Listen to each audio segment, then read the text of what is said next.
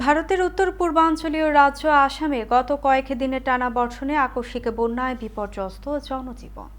রাজ্যের ৩৩ জেলার নিম্নাঞ্চলগুলোতে শুধু থই থই পানি, রাস্তা, জলাশয় আর নদীর পানি মিলেমিশে একাকার। কিছু কিছু স্থানে দেখা দিয়েছে ভূমিধস। এতে গত ১.৫ মাসে এ পর্যন্ত প্রাণ গেছে ৯০ জনের ওপর।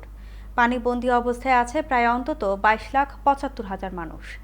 এ অবস্থায় এবার ভারতের আসামে মধ্যবিত্ত ও নিম্ন মধ্যবিত্ত ২০০-র অধিক বর্ণাঢ্য পরিবারের মাঝে খাদ্য সামগ্রী বিতরণ করল নিউ ইয়র্ক ভিত্তিক অলাভজনক সেবামূলক প্রতিষ্ঠান শাহ ফাউন্ডেশন।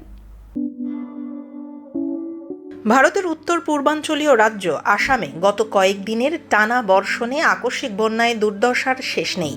এরই মধ্যে বন্যায় মৃতের সংখ্যা ছাড়িয়েছে ৯০ জন। এছাড়াও নিখোঁজ অনেকেই। বন্যায় ক্ষতিগ্রস্ত মানুষের সংখ্যা ৪২ লাখেরও বেশি।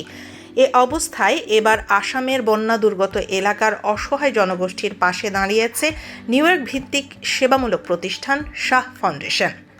আসামের কানাইবাজার এলাকায় বিতরণ করা হয়েছে ২০০-রও বেশি মধ্য ও নিম্নবিত্ত বানভাসী পরিবারের মাঝে খাদ্য সামগ্রী।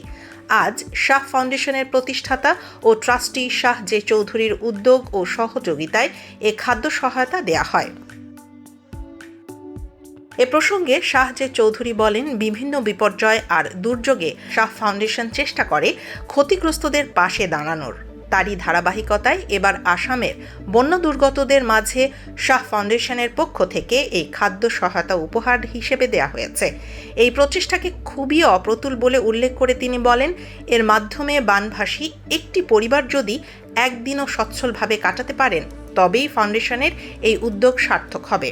তিনি আরও বলেন, এটি কোনো সহায়তা নয়, এই উদ্যোগ মানুষের প্রতি শাহ ফাউন্ডেশনের ভালোবাসার নিদর্শন, যা আগামীতেও চলমান থাকবে। খাদ্য সামগ্রী বিতরণে প্রধান অতিথি হিসেবে উপস্থিত ছিলেন কানাইবাজার আসিমগঞ্জের সাবেক সভাপতি মোহাম্মদ আমিরুল হক, কমিউনিটি অ্যাক্টিভিস্ট মোহাম্মদ মারুফ আহমেদ এবং দেওবাড়ির জামিয়া ইসলামিয়া হানিফিয়া মাদ্রাসার অধ্যক্ষ কারি নজরুল ইসলাম রহমানী। এছাড়াও উপস্থিত ছিলেন সাবেক ওয়ার্ড কমিশনার মোস্তফা আহমেদ এবং বিশিষ্ট সমাজসেবী প্রদীপ আহমেদ। ফারজানা আফরোজ, বাংলা চ্যানেল।